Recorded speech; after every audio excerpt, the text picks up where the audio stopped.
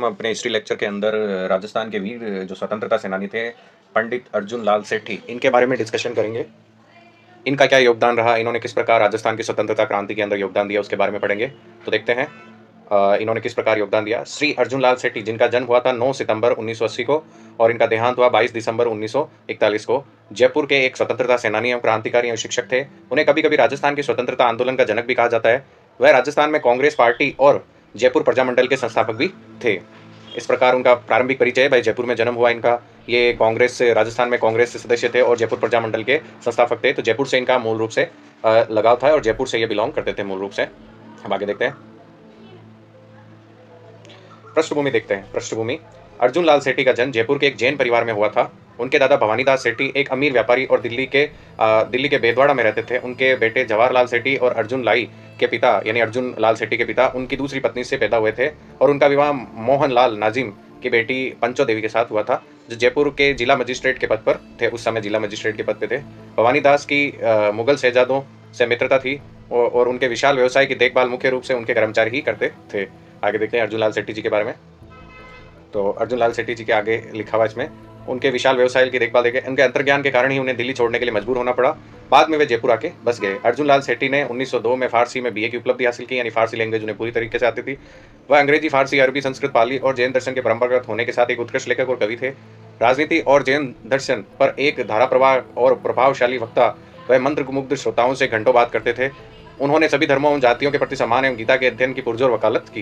गीता के अध्ययन की उन्होंने बहुत ज्यादा वकालत की थी। अब देखते हैं उनकी भारतीय स्वतंत्रता में क्या भागीदारी। भारतीय स्वतंत्रता में भागीदारी देखते हैं। बहुत कम उम्र से ही वह भारत की आज़ादी के लिए राष्ट्रीय आंदोलन में सक्रिय रूप से कूद पड़े। 1907 में उन्होंने वर्धमान जैन विद्यालय की स्थापना की। तो 1907 में उन्होंने वर्धमान जैन विद्यालय की स्थापना की। मैंने कई सारे कॉम्पिटिशन में ये आपके देखा है। 1907 में उन्होंने श्यामाजी कृष्ण वर्मा ने वर्धमान जैन विद्यालय किसने स्थापित किया था, जो स्वतंत्रता सेनानियों का महत्वपूर्ण केंद्र था। मतलब यहाँ पे स्वतंत्रता सेनानी थे, जैसे श्यामाजी कृष्ण वर्मा के इंडिया हाउस था लंदन में, वैसे ये जैन वर्धमान जैन था। धार्मिक शिक्षा के अलावा छात्र क्रांतिकारी और राजनीतिक विचारधारा से ओतप्रोत थे। उन्होंने एक शिक्षण समिति की स्थापना की, जिसका जयपुर में पाठशालाओं का नेटवर्क था। शिक्षण समिति भी उन्होंने बनाई थी।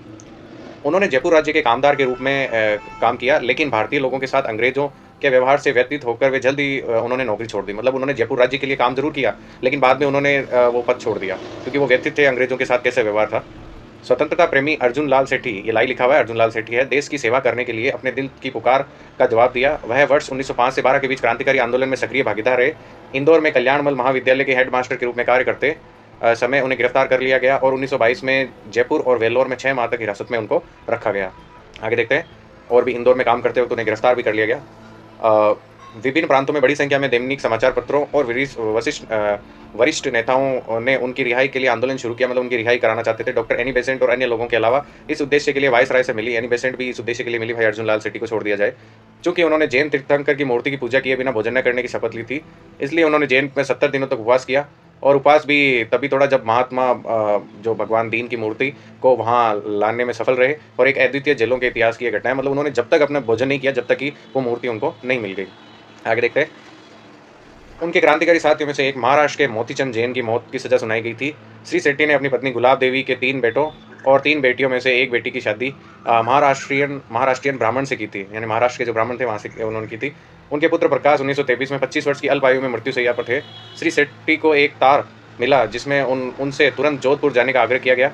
उसके साथ ही वे पंडित का तार प्राप्त हुआ। सुंदरलाल ने एक बैठक को संबोधित करने के लिए बंबई जाने का अनुरोध किया। स्नेह के बंधन और उनके कर्तव्यपरायण मन को विचलित नहीं कर सके और वे तुरंत बंबई चले गए। आगे देखते हैं, व्याख्यान शुरू होने से पहले ही उन्हें प्रकाश की मृत्यु की सूचना का तार मिला।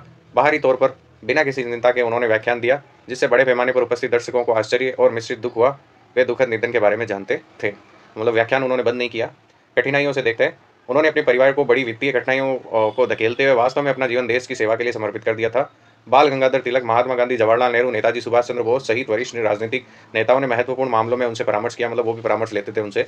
महात्मा गांधी 5 जुलाई 1934 को उनके घर आए थे और उनके राष्ट्रीय आंदोलन में पुनः प्रवेश करने के लिए आग्रह किया था। मतलब उनकी शख्सियत किस प्रकार की थी कि महात्मा गांधी 5 जुलाई 1934 को उनके घर भी आए थे और उन्हें बोला था कि भाई आप राष्ट्रीय आंदोलन से जुड़िए।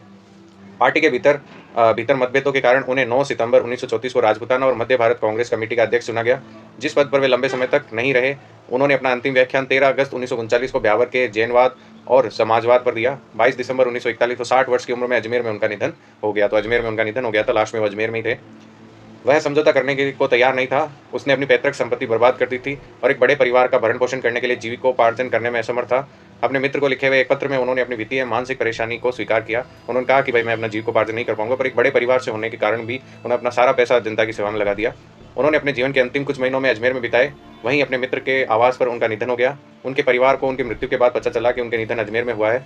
उनकी अंतिम इच्छा के अनुसार उन्हें वहीं दफनाया गया जहाँ कब्र आना सागर झील के पास एक पहाड़ी पर उनके दोस्त सैयद अब्दुल अजीज के बगल में स्थित थी। मतलब उनके दोस्त सैयद अब्दुल अजीज के पास ही उनकी एक कब्र बनी हुई है, जिनके भतीजे S.A. रऊफ पुत्र S.A. कुद्दूस एडवोकेट ने भी अजमेर और जयपुर दोनों के अतिरिक्त जिला मजिस्ट्रेट के रूप में कार्य किया है। तो इस प्रकार उनका उदाहरण है। परंपरा देखते हैं।